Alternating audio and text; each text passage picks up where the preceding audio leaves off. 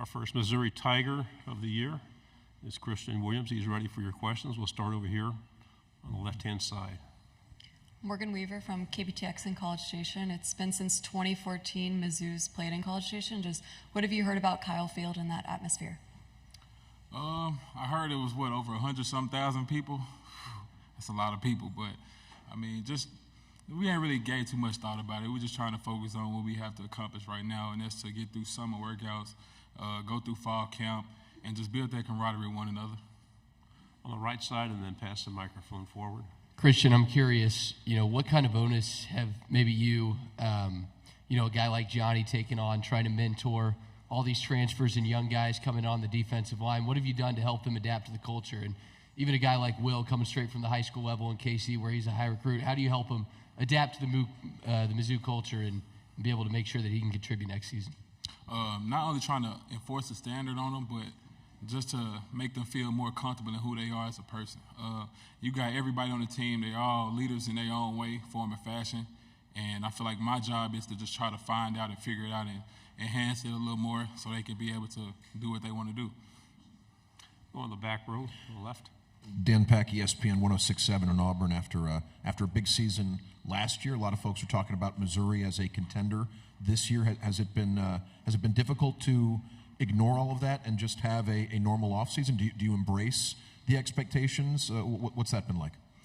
With social media and phones and technology and stuff, it's obviously difficult to be able to block anything out. But for the most part, we just try to stay present and lock in on what we got to do and lock in on the adversities that, as a team, that we got to go through, and just to be able to come out of that, we'll just build our brotherhood and our bond with one another. So we're not really too focused on that. Right side on the aisle, please. Hey, Kristian, Natalie Jones with ABC 17 in Columbia. First year with Corey Batoon at the helm of this defense. Yeah, how did spring go with Corey? How did things differ maybe a little bit from last year with him at the helm?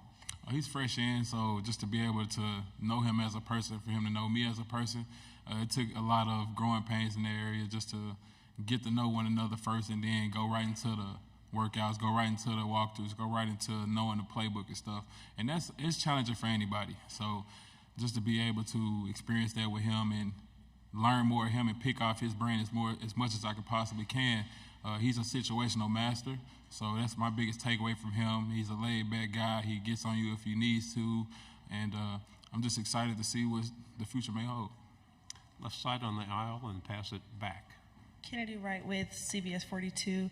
There's a lot of conversation regarding the schedule this upcoming season and how it can kind of be seen as in Missouri's favor. Would you agree that the schedule of the season is in you guys' favor?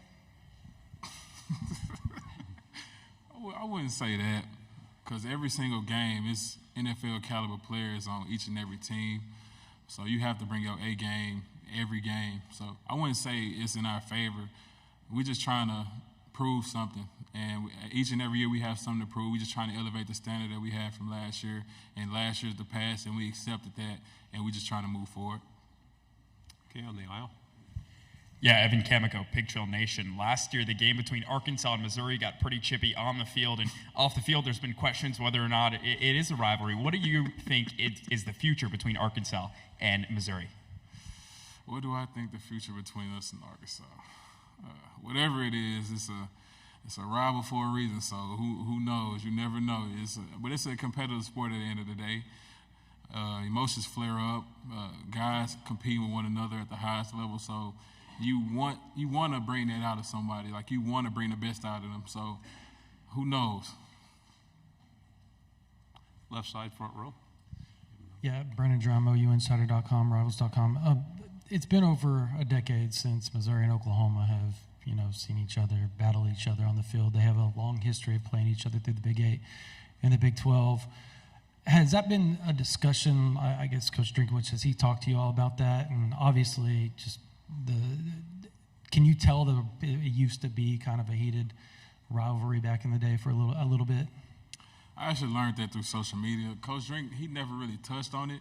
He just wants us to be present and stay focused. The most important game is the next game, and in our case, it's the next workout or the next day of fall camp. So he just wants us to focus on what's now, and then when that time comes, just be prepared for it. Right side on the aisle. Kristian, as you saw guys like D-Rob and, guys move forward to the NFL draft and go into the NFL, how do you feel like your role maybe shifts a little bit this year as a leader on this team? Role may have shifted.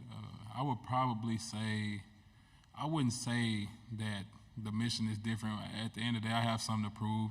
I'll just probably say it's with a newer group of guys, so I have to get to know more people more. And it's not a problem for me. At the end of the day, I want to be able to go outside my comfort zone. I want them to go outside their comfort zone.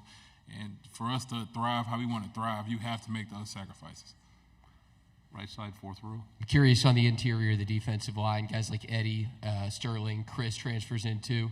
How do you see kind of you guys shaping up as far as, you guys going to play mostly 3, see yourself moving inside a little bit in terms of technique? How do you see, you guys as kind of an interior defensive line shaping up next season?